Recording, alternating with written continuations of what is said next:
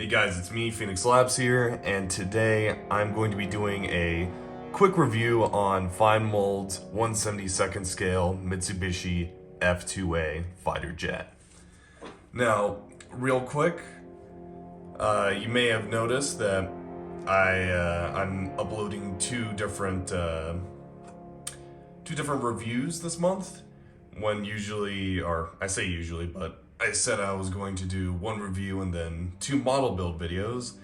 That's just because some IRL stuff has come up, and the original model kit I was going to make, which was an F-100, that kit did not exactly pan out as I originally thought, so I have to first salvage that kit before I can finish making the video on it. So, in the meantime, I'm going to be releasing this video and a video on a MiG-31 build I'm doing. So, look out for that. Anyways, back to the kit. This F2 kit came out in around, I believe it was 2022. And it usually retails for around $35, though you can get it for less.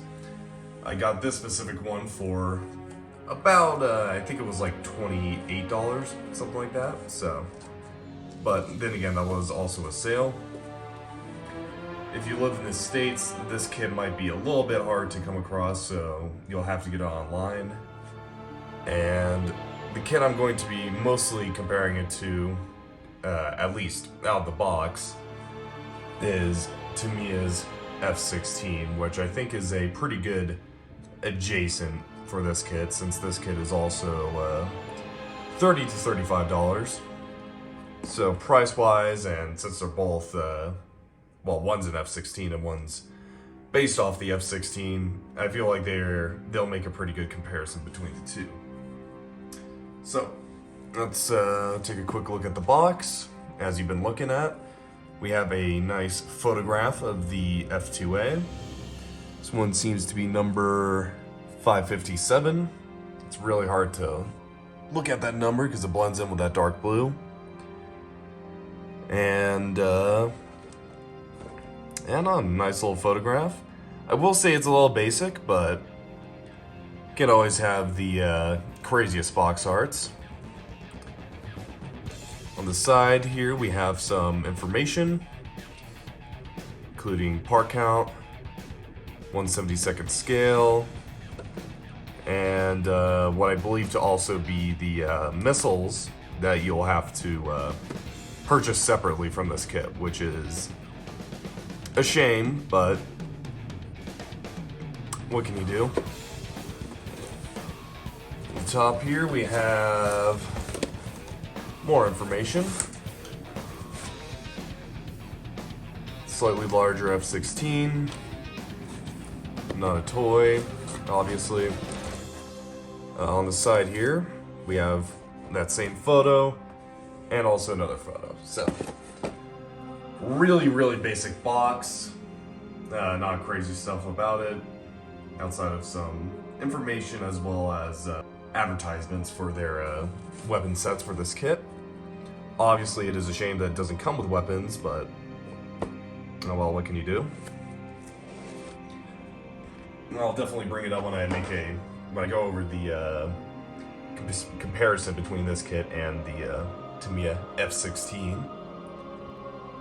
Starting off first, or off the top, we have one bag containing what looks to be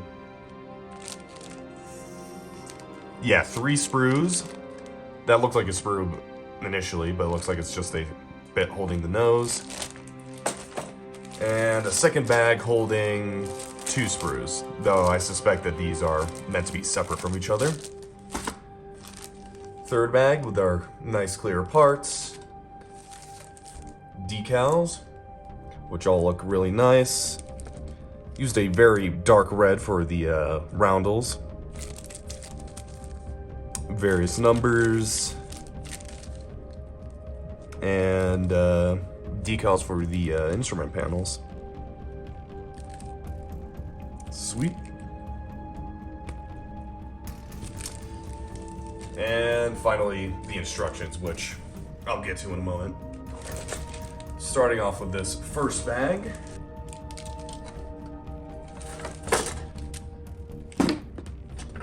Alright, starting off the top, we have what looks to be some stabilizers, the gun cover, whatever that is, turbines for the engine, and the some parts for the landing gear bays.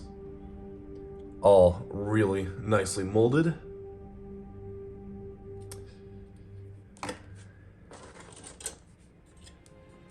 Next up, we have the upper half of the fuselage, which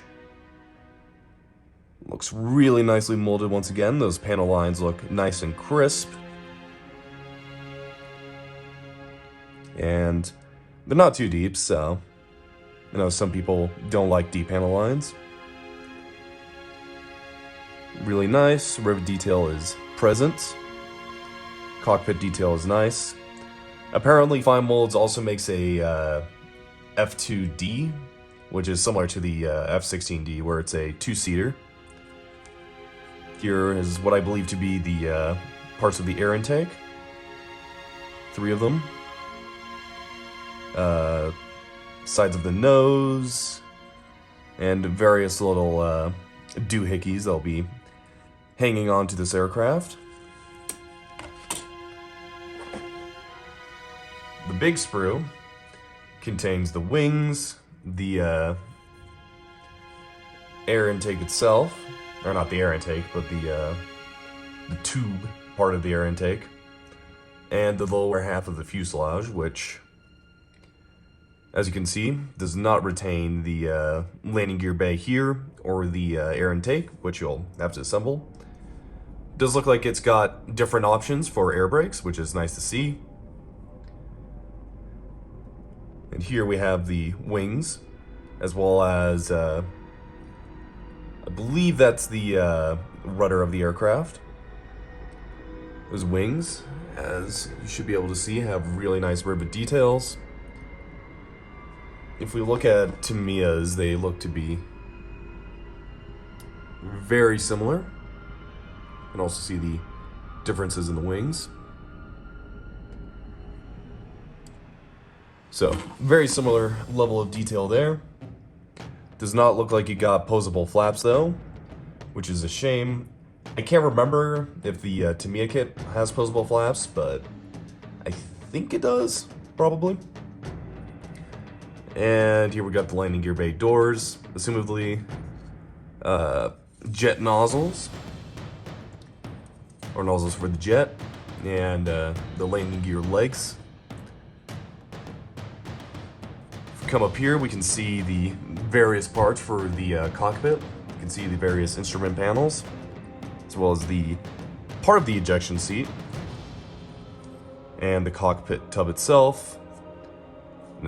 Now that's really nicely detailed.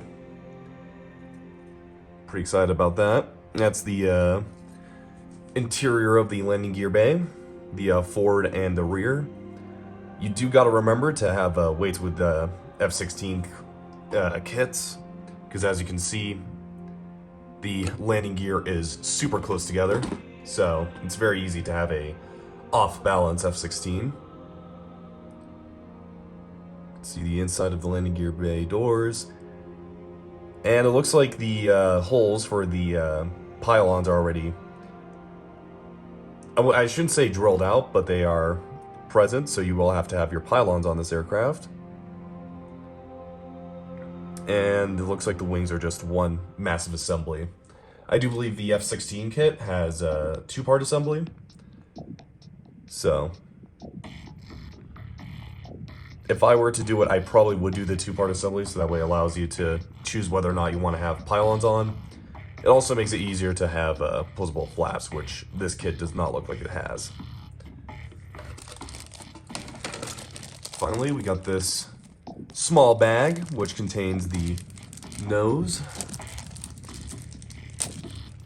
Try to get that out real quick.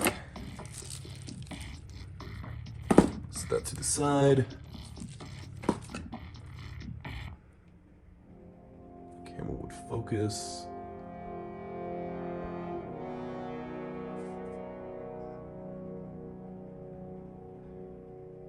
Unfortunately, it does not seem like the camera wants to focus, which is annoying.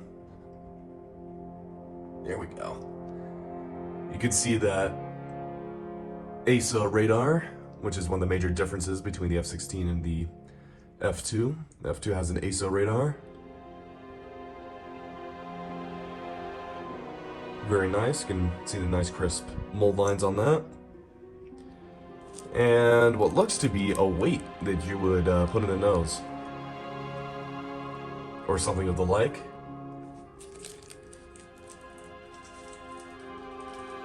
You might actually have to screw something down in this kit, which will definitely be interesting.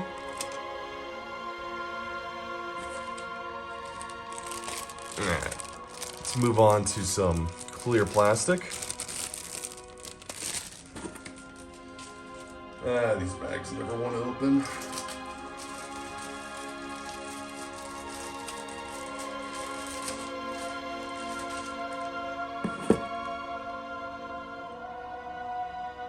Now these look really nice. Looks like the canopy is in 3 parts, the rear, middle, and front. Very, very translucent.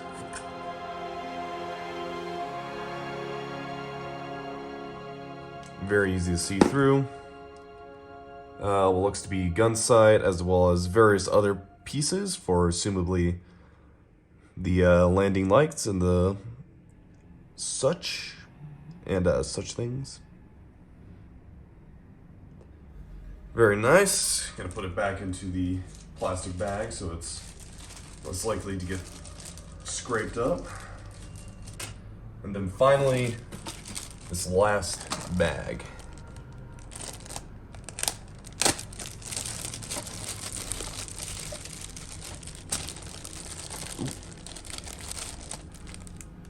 This fell off. Looks like a pylon. The actual parts out. Parts for the ejection seat, which I'm pretty sure we saw one of its parts in the actual cushion part on the big sprue. Another pylon, what looks to be a tail surface, as well as various, or actually I shouldn't say various, a fuel tank, which is very well detailed. Pylons are nicely detailed too. And this is just a copy of that one sprue with the fuel tanks. Tail surface. Right on. So far this kit looks very well detailed. Very comparable to the F-16 kit, which the Tamiya F-16 is one of the, it's often coveted as one of the best F-16 kits out there, so, or best kits out there in general, I should say. Personally, I think the F-16 kit is a solid, like, 9.8 out of 10. The only thing I don't like about it is the, it only comes with 4 missiles, unless you get a special edition variant. Or I shouldn't say special edition, but a special version that costs extra with more weapon options, which is a shame. But, as I mentioned earlier, this finemolds kit does not come with weapons. So, the Tamiya kit is better in that way. But, overall, from what I've seen, the Tamiya F-16 and the finemolds F-2A are very, very similar. And that is a good thing for the finemolds kit, because the F-16 is a great little kit. Alright, now I'm done yammering about that. Here we have the instructions. The front page seems to be almost completely in Japanese. Actually, I think it is completely in Japanese. Here we got some cool diagrams that shows the F-16 compared to the F-2A, and here we can see the differences in the wings, the radar, and the tail, as well as the jet engine. And here's what it will look like assembled. More Japanese script. And a parts list. These are all nicely detailed, making sure that you know what you're building with. Very nice.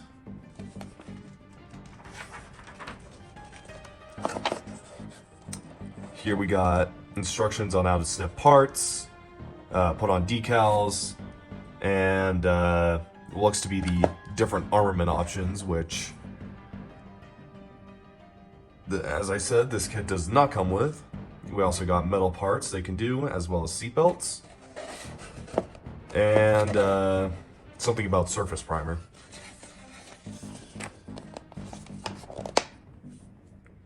Starting off here, we have what seems to be two different options for a center console. Perhaps that has something to do with the variant. Actually, it looks like all the instrument panels. Here we have the cockpit assembly. You can see that the control panels are their own separate parts, and they have a really nice peg system, which is always nice to see. Definitely will help assembling this kit. As we saw, we didn't see any flash or poorly molded parts, so I'm pretty confident that the fit of this kit is going to be really good. And having a peg system, it'll make this kit a real joy to assemble. Here we have the air intake, along with the underside, where we'll have the landing gear bays with various different paint callouts. Here we have the lower half of the fuselage, which we put a bit of the air intake on, and it looks like we have to thread the intake through the kit in a certain way, which I don't think you do that on the Tamiya kit, but I don't know, it kind of looks a little fun, but I'm also worried that it'll be hard to make sure that everything fits correctly like that. Very interesting that they did that. Second page, we have the final bits of the intake assembly, as well as what looks to be the upper half of the fuselage, putting the cockpit tub in, as well as the gun shield, or gun cover. And it does look like that you take that screw and use it as a weight for the nose. And it looks like the nose is a 3-part assembly, interestingly enough. Really cool. More intake area assembly, as well as landing gear bay assembly. Here you build the rudder, as well as build the wings. Interested what that means. Maybe you have to drill out a hole, maybe.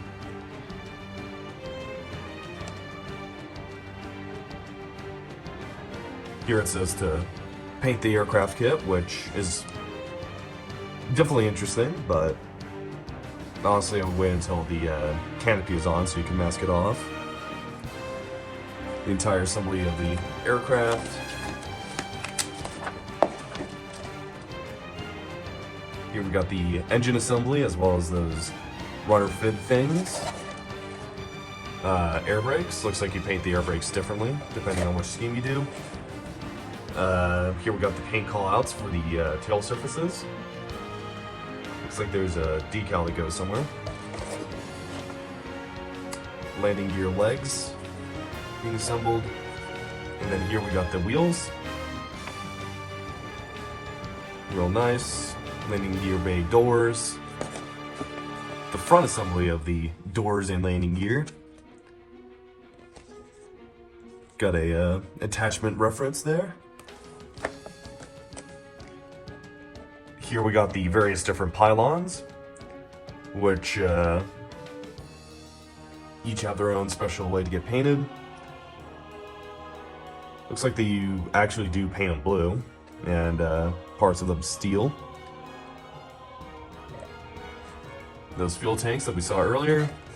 And then here it calls out where those pylons go, with an attachment reference for the pitot tube. And here we have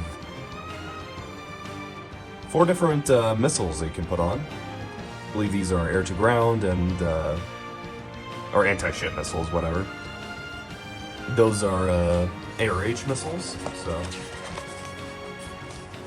Fox 3s, I believe there are. Or maybe they're Fox 1s. I don't know, can't remember. You could also put AIM-7Ms on there, and AAM-3s. I'm sure you could probably fit 6 missiles on there if you do the wingtips.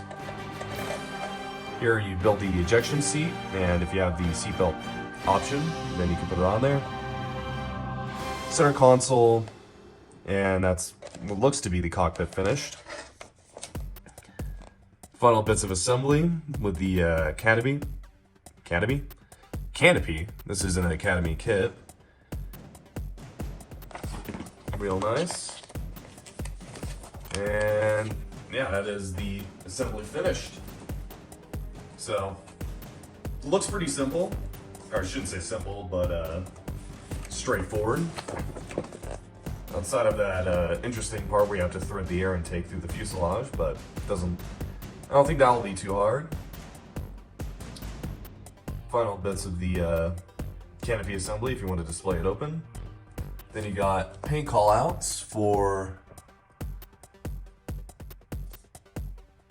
someone. I believe this is Mr. Color. I think there are. Or is it, yeah, it is Mr. Color, because I have one of their bottles over here. Looks to be some sort of coupon. Here we have the stencil call out for the decals. Apparently it's slightly different if you do scheme 3 instead of 1 or 2. Looks like there's a lot of them, but yeah, there is a lot of them. But nothing too hard. Then I'm sure, yeah, here we have the stencils on the bottom and the top. Definitely call out a lot of them. Then here we actually get down to the specific aircraft. I believe, actually no, this isn't the one on the cover. But yeah, here you have that two-tone blue camouflage. Actually, maybe that might have been the one on the cover. And then, once again, another two-tone. This is the guy that apparently has different paints used, so, or decals used. And what looks to be the top and the bottom of these aircraft. Sweet. So, what are my final thoughts on this kit? Well, I'm gonna say it looks really good. As I already mentioned earlier and went over and kind of some... So, what do I think of this kit now that I've gone over it? As I mentioned earlier, I think that it is very similar to Tamiya's F-16 CJ, which I got right here. And this kit is often praised as being one of the best out there, and being one of the kits that everyone should build at least once. So, if this kit truly is very similar to this kit, then it's going to be really good. Some things I think it has over the Tamiya kit. The cockpit looks a lot more detailed, or at least than what I can remember of this kit. The ejection seat looks much more detailed, and I can't remember whether or not the instrument panels on the Tamiya kit have raised detailing or not, but I do think that the F2s might be, or it should be more detailed. So, that's nice. Both have a pretty similar amount of detail. I do think that the panel lines on the finemolds kit are deeper than the Tamiya one, which I think is actually a good thing, because I remember when I was weathering this aircraft and doing panel liner, those panel lines were not taking up a lot of the ink, so made it a little bit annoying to weather, but not the end of the world. This one does seem will be a lot easier.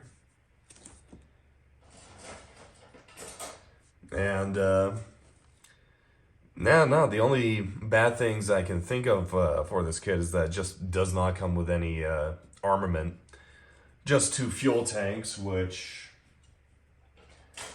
I feel like if there are kits out there that are like $30 and come with missiles and they're, highly detailed and have good builds like this Tamiya kit, then I feel like you could just like, I feel like any manufacturer could fit in some missiles for their kit and not have them be something you buy separate, but, you win some, you lose some, and if you already had missiles laying around, I guess it is kind of useful to have a cheaper kit without missiles than a more expensive one with missiles.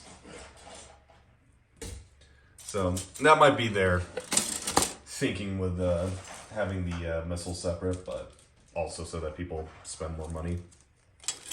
They are a company after all, but no, outside of a lack of armament, I'm really excited about this kit. Really want to start building it as soon as I can. And yeah, those are my final thoughts.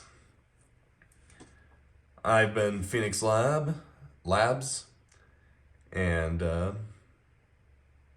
this is a pretty sick kit.